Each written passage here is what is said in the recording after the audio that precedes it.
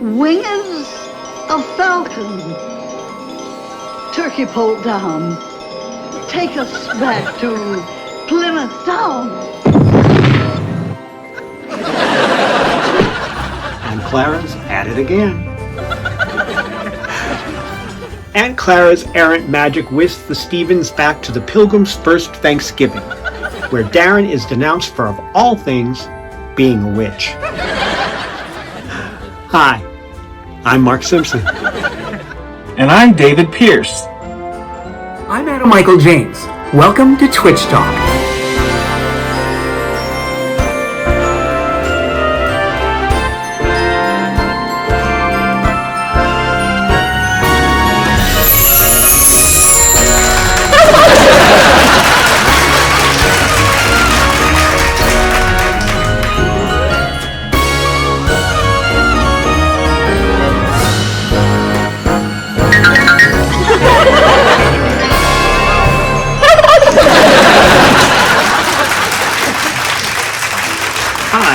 Welcome to this holiday episode of Twitch Talk.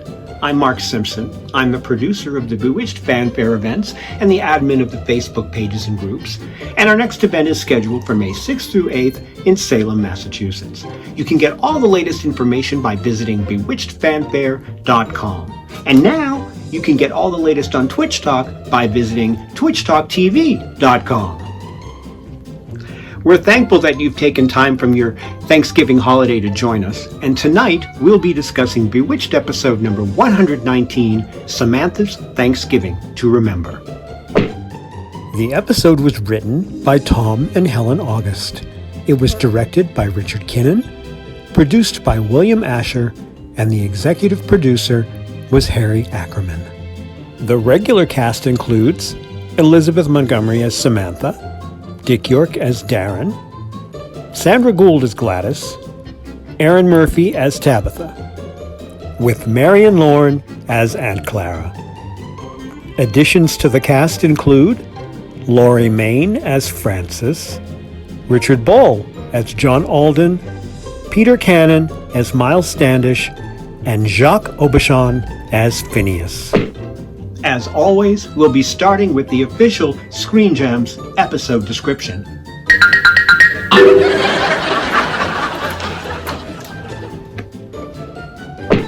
Aunt Clara longs to see her pilgrim friends on Thanksgiving Day. She pronounces a spell and zips the Stevens family, Gladys Kravitz and herself, back to 17th century Plymouth. Worried what might happen to witches, Darren begs Samantha to get them back home, but learns only Aunt Clara can do that. Samantha manages to twitch everyone into pilgrim dress. When she asks Darren to light a fire, he strikes a match and is immediately dubbed a witch by Phineas. Darren is put on trial, with Miles Standish presiding. Phineas advises Darren to confess witchcraft, but declares he's doomed either way. John Alden pleads for proper evidence, but Phineas retorts no one but a witch would defend Darren. Aunt Clara tries frantically to recall the spell to get them back home. Samantha, conducting Darren's defense, asks Phineas to light a match, which he calls a witch's stick.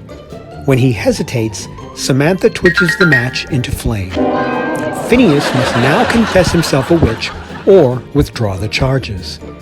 Standish orders Darren freed just as Aunt Clara remembers the spell. Sure her pilgrim clothes will convince Abner for once, Gladys heads for home. Samantha twitches and all are back in modern clothing. Gladys feels she dreamt the whole episode. At the Thanksgiving table, the Stevens are horrified when Aunt Clara suggests it would be nice for Tabitha to meet Santa at the North Pole before Christmas. And the log line reads, Aunt Clara zips the Stevens family and Gladys Kravitz to witch hunting Plymouth on Thanksgiving Day. Now let's check in with David for our history lesson.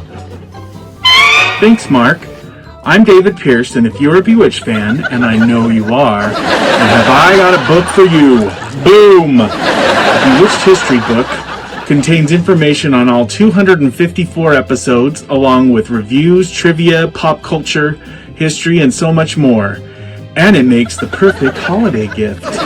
You can pick up a copy for everyone on your list from bearmanormedia.com, amazon.com, and other fine retailers. This week's episode, Samantha's Thanksgiving to Remember, is the 12th episode of the 4th season and the 119th episode of the series overall. According to the official Screen Gems production schedule, production was completed on September 21st, 1967. Scenes were filmed at both the Columbia Studios lot in Hollywood and at the Columbia Ranch in Burbank. The episode originally aired on Thanksgiving Day, November 23, 1967, and was brought to you by the Quaker Oats Company.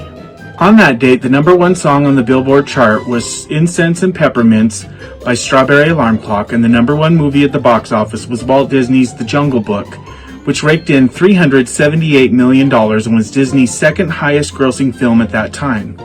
In today's economy, that's equivalent to $2,986,748,742. Wow, how about that, fun devils? Now let's hear about continuity issues from Mike. Take it away, Mike. Thank you very much, David. I am Adam Michael James, just call me Mike, author of the Bewitched Continuum, I, Samantha, Take This Mortal Darren, and Samantha'S 70s, which just came out. It's out now. It's got a holiday story in it. Just saying. Anyway, okay, so to do my little continuity bit this time, I'm going to have to deal with the big book. And what I want to talk about mostly is the historical aspect of this episode. In the middle of this historic feast at which Indians are only barely present, the Plymouth colonists decide to halt all festivities and put Darren on trial for witchcraft. Not only does this seem unlikely, but it raises an important point, the potential disruption of the timeline. Surely Darren's trial would end up in history books, to say nothing of the early appearance of the match, which isn't supposed to be invented until 1805. Samantha rightly comments that the big witch hysteria didn't start until much later, but what if Darren's trial fanned those flames? Now, if someone found Gladys's measuring cup, she could end up on trial herself because the imperial measuring system didn't exist until 1824. And wouldn't any witch paranoia exhibited by Plymouth's populace intensify after a whole group of people disappeared? Disturbing time in stories wasn't a popular concept until the 1980s. That's you, Back to the Future. But that doesn't mean it wouldn't be a consequence, assuming time travel were possible, as it is in the Bewitched world. On to you, Mark. Thanks, Mike. Now, after a quick break, we'll come back and we'll discuss episode number 119, Samantha's Thanksgiving to Remember.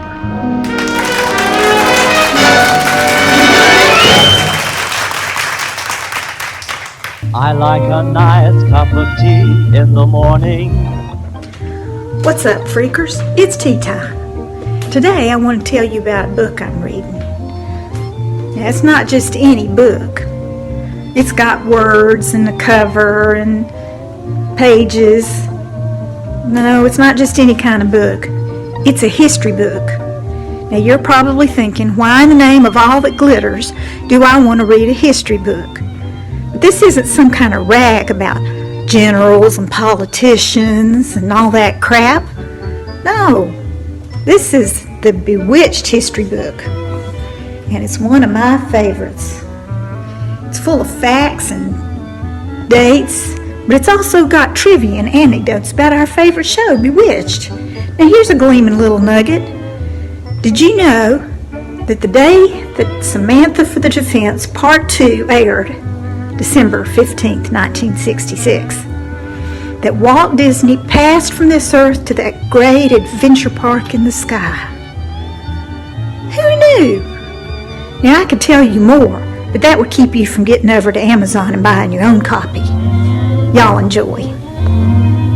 I like a nice cup of tea in the morning, for to start the day, you see.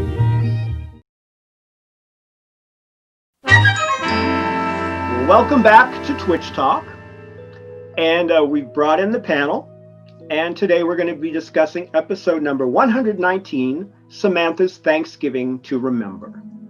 I want to thank everybody for joining us today and taking the time away from their Thanksgiving dinner to do this. We're going to go through the panel and just have everybody quickly introduce themselves and tell us one thing that you're thankful for. Let's start with Taylor. Hey everyone, I'm thankful for mashed potatoes this season.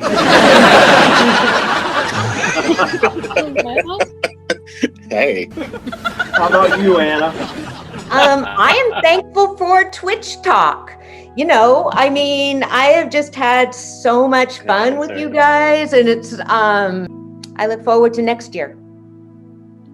Right. And how about Susan? I am thankful for this community, some of whom I've known for a very long time, and I'm really grateful. I get to know authors and webmasters and all these things that you guys are. And Max? Hey, I'm thankful for life at the moment and for toilet paper. Yeah, we're all thankful for that. How about you, Eru? Happy Thanksgiving from Japan. I thank for technology so that I can communicate with you all from so far away. And I do appreciate this community so much. All right, and June?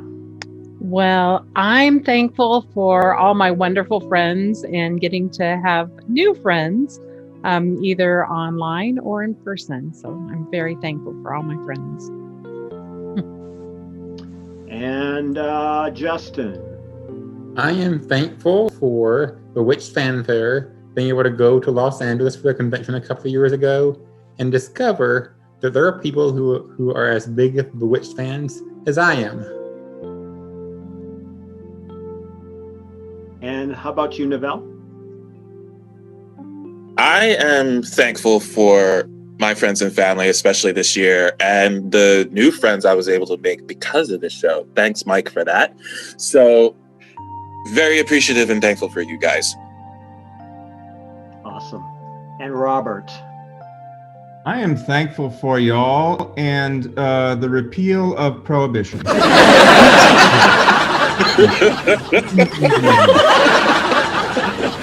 about you, David? I am thankful for my family, and even if I can't see them while in quarantine for a bit, I'm still thankful for them and that they're all doing pretty much healthy in this time. All right, and Mike? Given the year that we are living through, I am grateful for my health, and I'm also grateful for my little girl Shadow, who is sleeping, catnapping in the other room. She's been very, very loving. And I'm thankful for you guys. I'm thankful that everybody is so willing to, participate in this crazy idea that I had. And I think so far it's turning out pretty well. I'm thankful for my friends and the people that I care about. And I'm glad everybody is, healthy, and hopefully we'll continue to be that way. Mm-hmm. So and hopefully we'll have a better 2021. Amen. Fingers crossed. Mashed potatoes. Because mashed potatoes seems like such small potatoes now. All your lovely sentiments. We're grateful. I'm still thankful for them. Mashed potatoes are great. Yeah. I'm always. I do love me some mashed potatoes. And stuffing. Yeah. I'm always grateful for stuffing. All right. Well, once again, we're here to talk about episode number 119, Samantha's Thanksgiving to Remember. And even though I read the Screen Gems episode description in the opening, we're still going to pick one of the members of the panel here to as a test to make sure that they actually have watch the episode and know what it's about. So I'm going to randomly pick on our little pilgrim girl, Priscilla Mullins. You know, I'm terrible about describing things. Depends on what you're describing. Yes, that's true. Well, first of all, Samantha is in the kitchen making an amazing looking turkey that looks extremely juicy, and she's basting it when all of a sudden she hears a huge ruckus in the other room. I seem to keep disappearing, so sorry about that. How very Esmeralda. You're just Esmeralda right now, I just a know. few seasons earlier. She's shy, and so she doesn't want to do this. I guess not. That's probably it. And so she hears this big ruckus in the other room and all of a sudden looks, and there's poor Aunt Clara coming down from the chimney covered with soot in her pajamas. So she really doesn't know how she got there, but realizes she does talk in her sleep. So when she talks in her sleep, I guess she wished to be over with Samantha. And Samantha quickly cleans her up, and she's all nice in her beautiful little suit, and everything in her hair is just perfect and everything. And then, you know, of course, Darren is a little resistant to that. So Darren, you know, at first, but of course they start to, you know, talk about Thanksgiving, and she starts to reminisce about the good old days in Plymouth. And next thing you know, she's like, well, I really don't want to stay, but I would like to go back to Plymouth and see some of the girls, you know, or some of the people I used to hang out with. So next thing you know, she is saying this nice little spell, which she doesn't need any help with. And of course, you see Gladys coming in. Looks like she's wanting to borrow a cup of something. And you just know that when you see her start to come in, you're like, oh no, she's either going to witness this or something's going to happen. So of course, when she walks in, that's of course the time when Clara decides to make them all go back to Plymouth. They went back in time to the original Thanksgiving. And but Darren was so worried that Samantha, you know, in that time was going to be accused of a witch, that he was, you know, just really, really worried about that. But of course, it was Darren and his weird ways that got him, you know, and his evil matches that got him basically, you know, accused of being a witch, and his weird talketh and all those weird things going on. They got him accused of being a witch. So, and I have to say, I remember seeing this when I was a little girl and watching this, and so worried about all of them. So worried. So did I get it all in a nutshell, or did I get too much? Yeah, you got it. You got it. How art's groovy. I definitely feel like thou watchest the episode. I did it. That's great.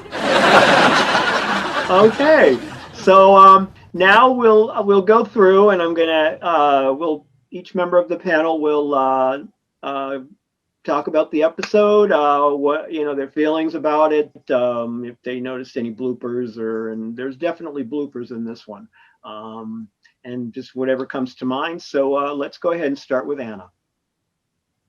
Okay, I think this is Dick York's episode. Just looking at him with that wig makes me laugh, and it amazes me. They keep the gag with the language going the whole way through, and it just doesn't get tired. I laugh the whole thing, and the way he looks. The time travel episodes aren't my favorites, because what I love with Bewitched is the balance and the juxtaposition between the normal suburban life and family drama and magic. So when it goes to an unrealistic, well, setting, it just sort of goes too far over into fantasy for me, for it to be as great for me as other episodes. But it's an Aunt Clara episode, except Aunt Clara is really pretty quiet in this. So, yeah, but I like it a lot. Good episode. Great. Susan, how about you? There were just a few things that really made me laugh out loud. I feel like I've seen this episode so many times that stuff just kind of washes over me sometimes, which is not true of other episodes. So I don't know what that's about, but I love when Darren says, "Samantha, I didn't know you spoke Pilgrim." Yes. It's so funny. And then how he always puts the F on the end of everything until he says matcheth. I thought it's really clever the way they flipped it around to where you think it's going to be Samantha that's going to be accused, and then it ends up being Darren. That's very clever. I did a little research on the witch situation, and they didn't burn witches. I found when I read they hanged them. Still awful, but they didn't burn them. And I looked, and Plymouth it also did not ever execute anyone for being a witch. There were 2 people that charges were brought against, and then the charges were dropped. Massachusetts Bay Colony nearby is the one that, and of course Salem. They were rough on witches, but Plymouth seems not to have been, from what research I did. But I'm looking forward to hearing what the bloopers are, because they went over my head. So I'm looking forward to hearing about those. Well, maybe there aren't a lot of bloopers, but there's a couple. Yeah. Good. Sure, Mike will probably go into that. Max, how about you? Yeah, I like this episode. I like the fact that Aunt Claire is in it, and Gladys Kravitz. Although I do think that Gladys Kravitz is not really used much as she could have been in this episode. I think she's quite wasted in it. She's very quiet, and I think the idea of it, her thinking it's a dream, is a bit lame, to be fair. That's my opinion.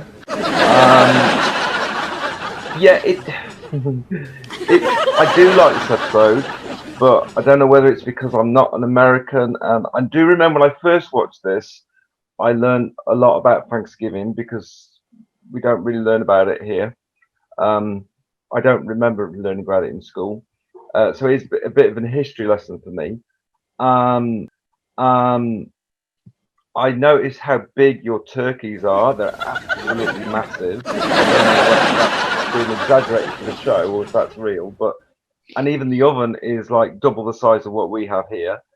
But I always think that of all the appliances in the kitchen of Bewitched, the fridge, the dishwasher, they're just massive. I love Aunt Clara when she appears in her pajamas and her hairnet. I think that's just laugh out loud funny, and just the way that she says, "You're so talented" to Samantha is just brilliant, because it's like, where have you learned all this witchcraft from? Well, she probably learned it from her, but yeah, I do like the episode, but I don't know, a bit like Anna said about the time traveling episodes, they are a little bit lame, I think. But yeah, that's just my opinion too. All right, Eru. I absolutely love this episode. I adore historical story in general. Actually, I trained classical acting professionally in London. So beautiful traditional costume in 1620 and listening to old languages, it's always fascinating to me.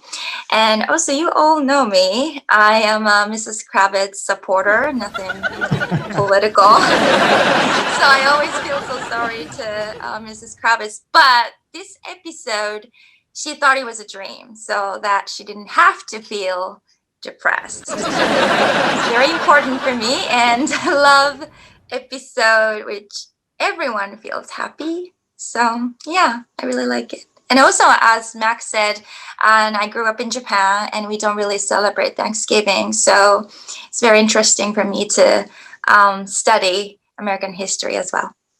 Oh, can I say something? Yeah.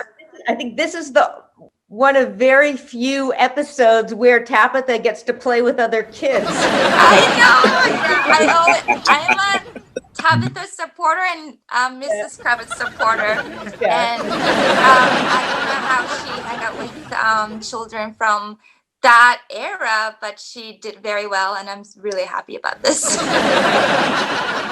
They had to go to a different century for Tabitha to play with other kids. She needs more friends in her neighborhood. Free Tabitha. Hashtag free Tabitha. Let Tabitha play. Okay, how about you, June? Oh, this episode is just so much fun. I absolutely love it. And anything with Aunt Clara in it, I always loved. But I just thought it was kind of funny though when Aunt Clara had said that she wanted to, her original plan was to go and hang out with, some of her old friends. And I never saw her like talking to anybody else or hanging out with any of her old friends. I don't think anybody even knew her. It's like, what's going on here? At the right time. Yeah, but no, that was fun. I wasn't sure either. It's like with Samantha putting the turkey in the oven and it didn't go in all the way. I wonder if that was like a little blooper too in itself when she was like trying to get into the other room after she heard the big commotion and everything. But no, it was just such a cute episode, and but I loved her message. I mean, it was a really good message, when she was telling everybody about, you can accuse anybody of anything, and it was a really good message. So another one of my favorite episodes. Great. Okay, Justin, how about you? This was a great episode. If you've seen me on this show before, I like to nitpick episodes. It's just what I like to do, even though I love the show so much. You notice they were zapped into this house in Plymouth from centuries before. Now, that house had to have existed. It didn't just appear out of nowhere because the man who knocked on the door didn't say, where did this house come from? Somebody had to have lived there. Where were the occupants of that house? At home? If they weren't home. Samantha and Darren weren't worried like, oh my gosh, they're going to come home and find these strangers here. The man who knocked on the door didn't say, who are you? You don't live here. I just found that interesting. That being said, I just loved this episode. It had both Aunt Clara and Mrs. Kravitz. I love Aunt Clara's entrances, when she comes down the chimney and has soot all over her. That's so funny. And I love Mrs. Kravitz. Poor Mrs. Kravitz. All these things happen to her. She sees all these things. She's like, oh, that was a horrible dream. Or, I know I saw this and nobody believes me. Speaking of Miss Kravitz, this time she just walked through an open door that was unlocked. And she has seen so much. You would think Samantha and Darren are like, we need to lock our doors and close our curtains. I need to get some security. So much weird stuff happens in this house. I kind of make sure she can't see it. But episode after episode, she either looks in the window and sees stuff or just walks right in. And I really like, the theme of the show because basically accept and embrace people who are different than you and don't be afraid of them. And I think that's a message that this country needs. Overall, I love this episode. And that's all I have. Okay.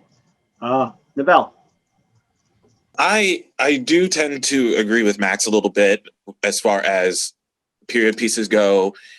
I'm not a huge fan of those in this episode, in this series, but this one I particularly was fond of. Anything with Anne Claire in it, I'm always going to fall in love with anyway. Mm-hmm. So I thought it was interesting having Gladys Kravitz being involved in this episode. Now, yes, she was quiet through most of it because she did think it was a dream.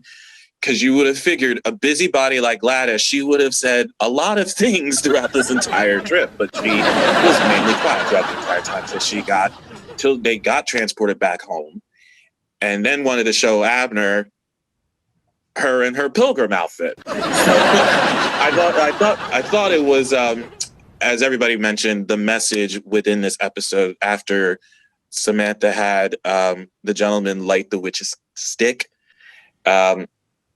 Anybody who looks or talks differently, they're a witch.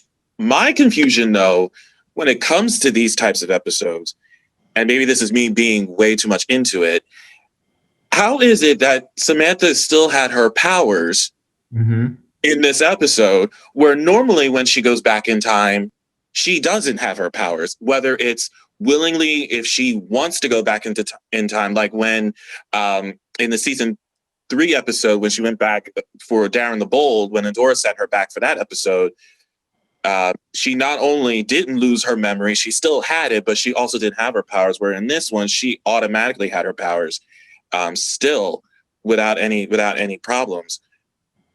And that's one of the things I didn't really understand. That one kind of caught me off guard, but I thought it was a cute ending as well when Aunt Clara talked to them at the family table about wanting Tabitha to see Santa Claus. I thought that was really adorable.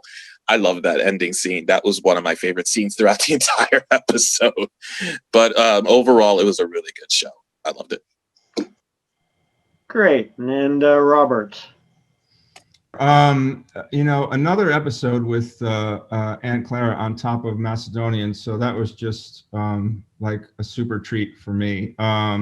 And she's once again demonstrating that she's got like one of the most powerful zaps in the cosmos, despite her advancing age and dotage. She was able to transport 5 people back, 300 years, which is, I'm sure not an easy feat. But pivoting off of what Anna and Max had said, yeah, I have an issue with time travel as well. It seems like in the episodes where she's cursed or another witch sends her back, then her powers are restricted. But if she does it of her own volition, or if Andorra takes her along, she's allowed to use them. So I'd have to watch every episode again. I don't know if that's a hard and fast rule, but yeah. But anyway, it's a fantastic episode. I think it's one of the better standouts of season 4. So 2 thumbs up. Okay. And Taylor. Okay, so a few things. Aunt Clara mentions that the first Thanksgiving lasted 3 days. Thanksgiving is mostly a myth, but the harvest festival that's depicted here is probably the 1621 festival, which, it's true, did last 3 days. Most of the women had died in the epidemic the winter before. I know it's vaguely timely. And that actually accounts for something that Phineas says when he sits at the table and he says, "There are few enough women to tend to the cooking. Get thee to thy pots." That's because most of the women had died of the plague, as well as the Wampanoag First Nations people, who would have been the Native Americans depicted in the episode that don't even get a word in edgewise. I will say another thing that I thought was fascinating is that one of the jurors at Darren's trial was Laurie Main, who you might recognize as Mr. Narrator from Winnie the Pooh. He's the person who first touches the matchstick.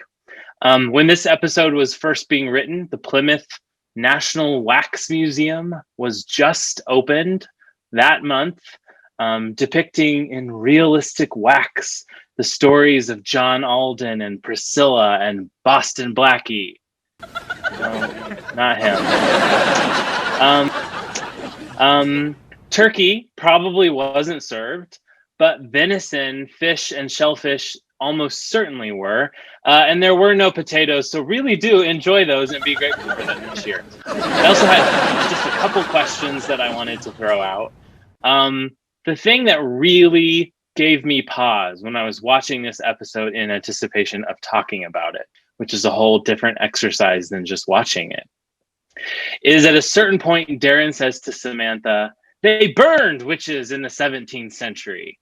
And Samantha says, "The ones they thought were witches, not the real ones. Real witch hysteria didn't begin until much later." So thinking about that, what Samantha is saying is that witches allowed mortals to be brutally murdered by mortals. And then the other question is, why does Dyer think Boston Blackie was at the Thanksgiving? That's all I got for this time. Go. Okay. You're killing me, Smalls. All right. How about you, David? Oh, so I love this episode. I watch it every single year, like probably all of you do. The turkey that Phineas is carrying when Darren says, "Hey, how are you?" or whatever, and Phineas like almost drops the turkey. That turkey is so light, probably because it was plastic, and I think that's funny. You can totally hear airplanes flying overhead in some of the scenes, which I didn't notice that before, but now that I've told you guys, you'll hear it, especially like when it's when Aunt Clara's doing the bubble, toil and trouble. You can hear the airplanes overhead. So anyway, love this episode. Okay, and finally, Mike. This witch raised his hand thusly and spake the conjure words, "Hi there. Everything okay?" Makes me laugh. Every time Jacques Audubon, that was perfect. And that cracks me up. All I had for breakfast today was puffed rice. Also cracks me up every time. I cannot stop laughing with both of those. I do love this episode. I love the time travel stuff. Yeah, there are bloopers. Most of which you guys have already mentioned. I'm glad I talked about my own time travel stuff at the beginning.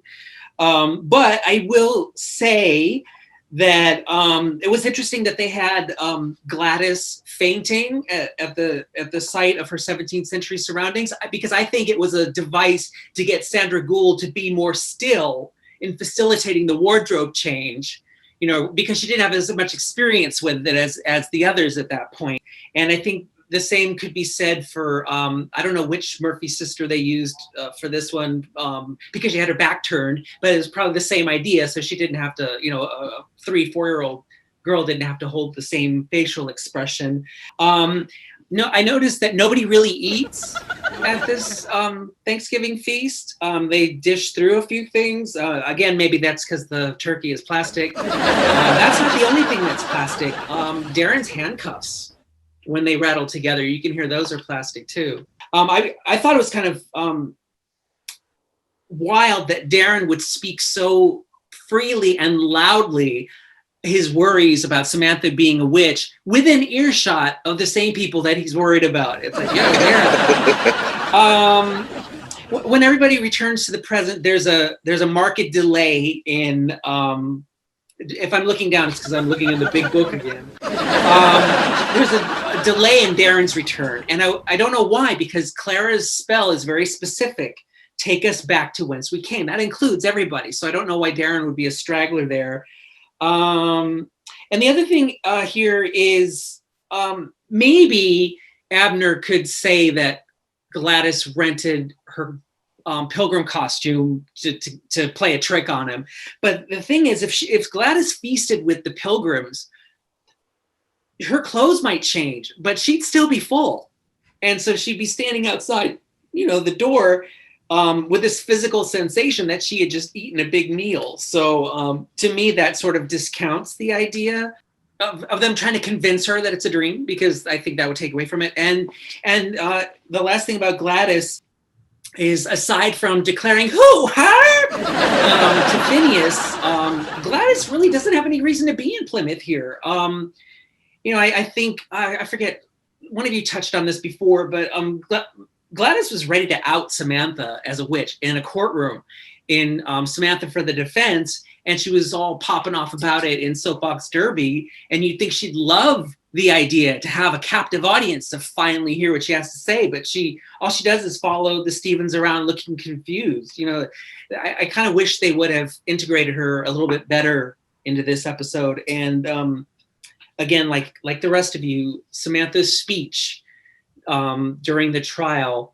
In fact, I incorporated the common humanity bit into my dedication for I, Samantha, Take This Mortal Darren. But that speech is the hallmark of the show. As far as I'm concerned, that's a mission statement. That was a Bewitched defining moment. That's when they really got into what they're all about. And I can't get enough of this episode.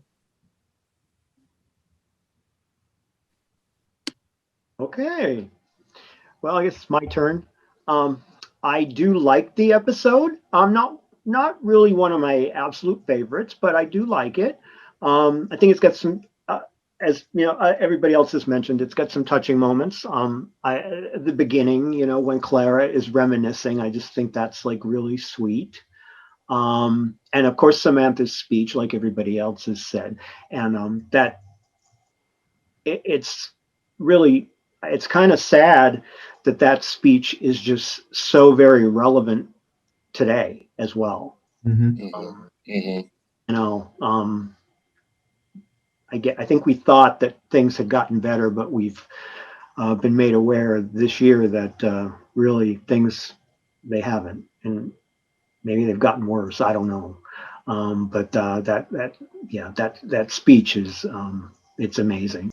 And Justin mentioned, and we talked about this before, about the way Gladys just kind of walks in. It's like, and I don't understand why conveniently in this one she's going to the kitchen door and coming in through the kitchen when she always goes to the front door. But why is she trying to borrow something on Thanksgiving anyway? What does she need flour to make a pie?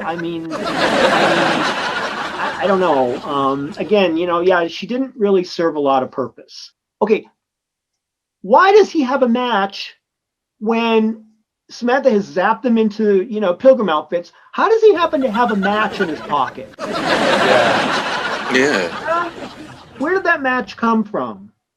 And the best, to me, my favorite line in the whole thing is, "I only wishes to explain it about match." I think that is just hilarious.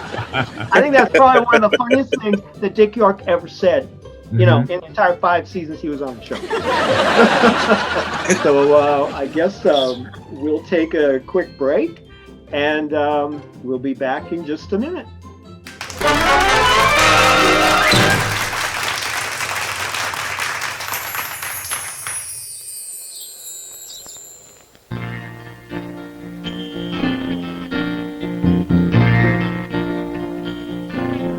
Getting together for a few good laughs, the kick of adventure, a quiet moment to share a song. That's part of the fun of life.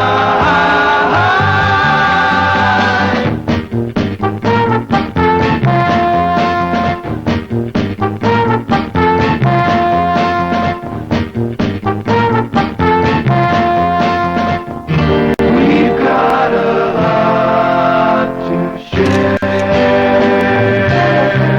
Let's get together. Let's get together. We've got a lot to share. We've got a lot to share.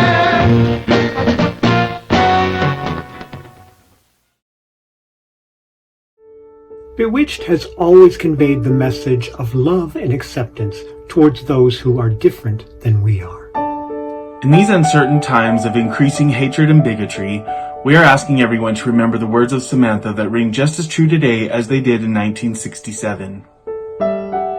What of he who looketh different? What of she whose name hath a different sound? If one examineth one's neighbors closely, he will find differences enough so that no one is safe from the charge of witchery. During this special time of year, a time that should promote peace on earth and goodwill toward all, we at Twitch Talk are asking everyone to please look into your hearts and love thy neighbor.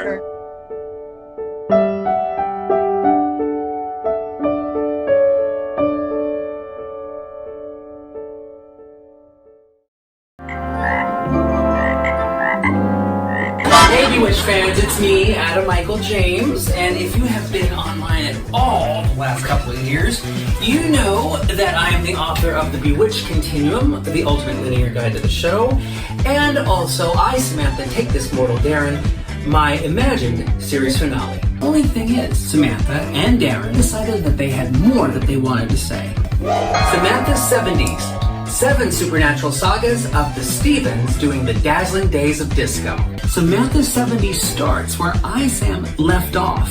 Then Aunt Clara gets a backstory and a twin. The Stevens might be having another baby. But are they ready for it? Our mortals celebrate the bicentennial, while our witches explore their attitude toward mortals. Tabitha jumps to a 25-year-old in a purposeful nod to the Tabitha series. Witches and mortals come together for their very first Christmas ever. And finally, wedding bells ring across the atmospheric continuum for a surprise couple. I think it's terrific. Soak in the magic of my new book, Samantha's 70s.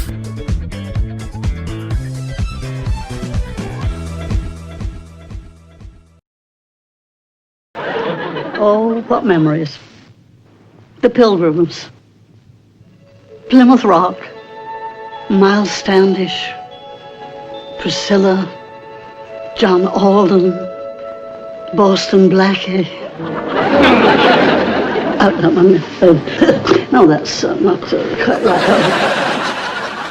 Wings of Falcon, Turkey Poult Down. Take us back to Plymouth Town.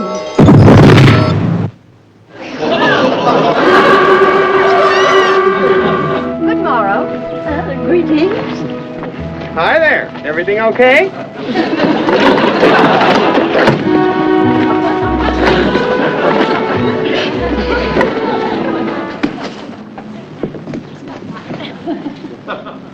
All I had for breakfast was puffed rice.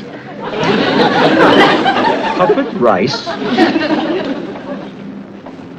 'Tis a jest. I don't like this dream. It's too much work.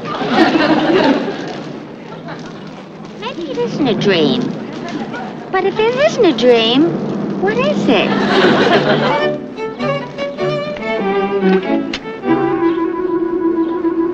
Witch! Witch! There is a witch among us! There is witchcraft here! There is a witch among us! Who? Her? No! Him! Oh, poor dear Darren. Now, how can a young man like him get into such trouble as this? I only wisheth to explaineth about magic. Doth someone speak differently from thee? A sign of witchery. Doth he show different mannerisms? Witchery, of course. And should we not find differences in speech and manner to support a charge of witchery, be of good cheer. There are other differences. What of he who looketh different? What of she whose name hath a different sound? If one examineth one's neighbors closely, he will find differences enough so that no one is safe from the charge of witchery.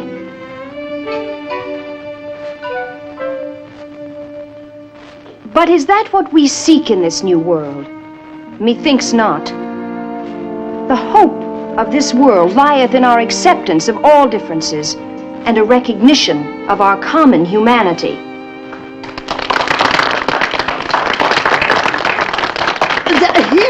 Here.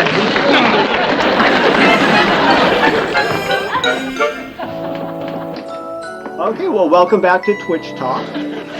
And now we're going to go through and we're going to do our reviews and ratings. And we'll just do a quick review of the episode, and then we'll rate it from 1 to 4 stars, 1 being the worst, 4 being the best. And then we'll go back at the end and we'll average it out and come up with the overall rating for the episode. So let's go ahead and start with Anna. This is a great episode because of Dick York. And so that for me puts it like above everything. But I don't know, I kind of like feel the way you guys do about the most of the holiday things. It just, I don't know, it's just not all it could be to me. So I give it a 3.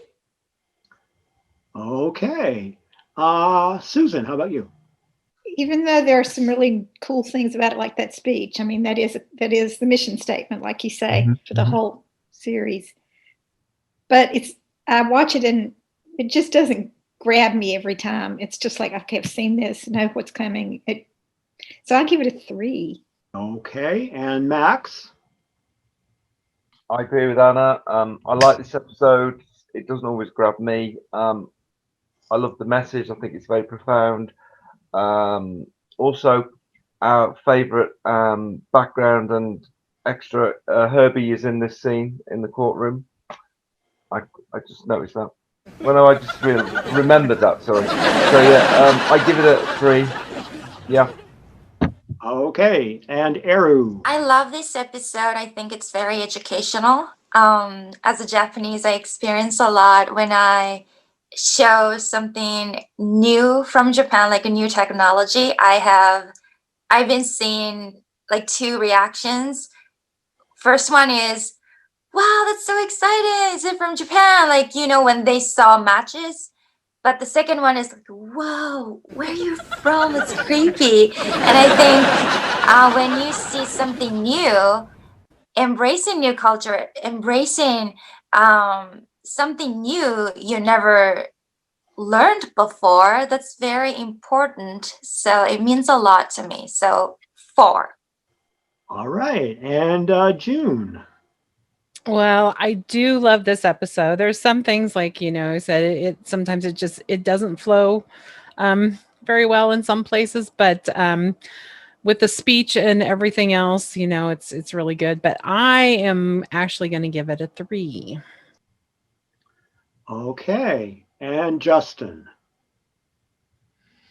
I love this episode. It has, not only does it have Aunt Clara and Mrs. Kravitz, but it has the best of them. I love both of those characters in the show. It has the speech, which basically sums up one of the big things of the series. It was funny. Have to give it 4 stars. All right. Neville.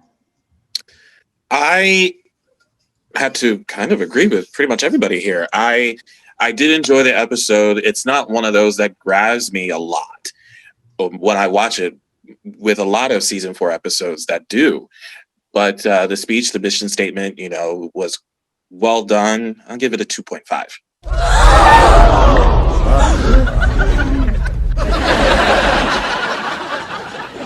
2.5. Okay, and Robert. I will give it a solid 3, primarily for the writing and for Clara. Okay. All right, and Taylor. We don't need Gladys. We don't really need Tabitha. I think except for the old English, much of the writing is kind of lazy, or I don't get the joke. Like, this is the best turkey you've ever made. Like, I don't get it. So that takes my score way down. But there are 2 things in this episode that elevate it slightly. The first one is Sam fangirling over John Alden. I thought that was totally adorable. You're John Alden. And then the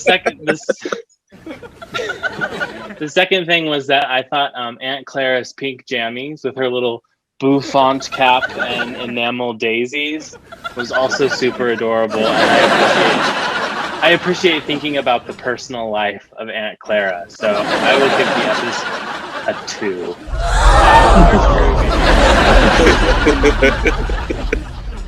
2. Okay, and so David, how about you? So I love this episode. I will admit that I kind of get bored through it, but I love like the mission statement, like everybody said. And Thanksgiving's my second favorite holiday. So I just love the feelings that it evokes. So I give it 4 stars. All right, and finally, Mike. It's got Aunt Clara. It's got humor. It's got a plastic turkey. It has, again, that mission statement. And it's the only Thanksgiving episode. I'm going to give it 3.5. Okay, and finally me. Again, Not in my top 10 favorites, but I do enjoy the episode. I guess I'm going to give it 3 stars. All right, so we have calculated the overall rating for this episode, and we come up with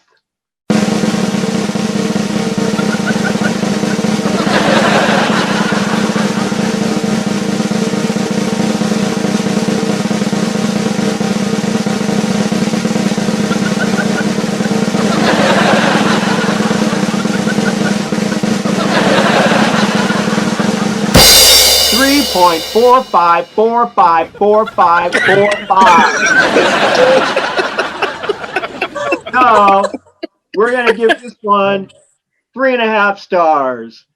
Yay!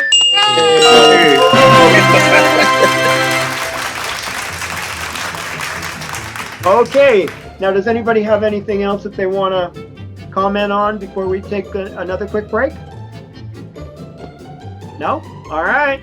Well, we'll be back in just a minute.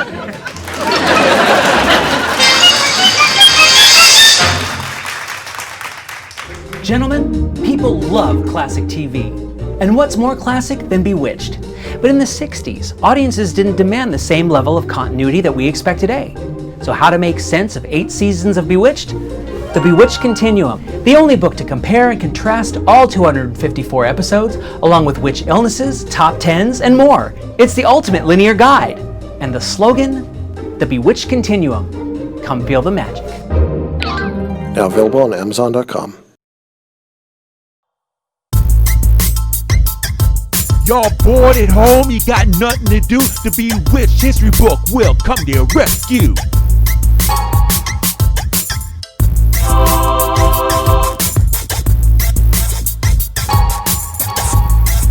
With over 700 pages of info and fun, you won't want to put it down until the day is done, huh? If you're a true Bewitched fan, then all we can say is get online and order yours today.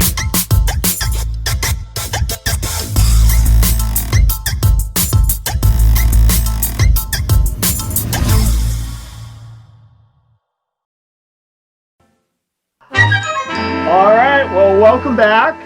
And I want to thank everyone for being here again by, taking the time away from their Thanksgiving celebration to join us here today on Twitch Talk. I want to thank my co-hosts, Mike and David, and the panel. Anna, Susan, Max, Eru, Justin, Novell, Robert, June, and Taylor. And happy Thanksgiving, everyone. Happy Thanksgiving.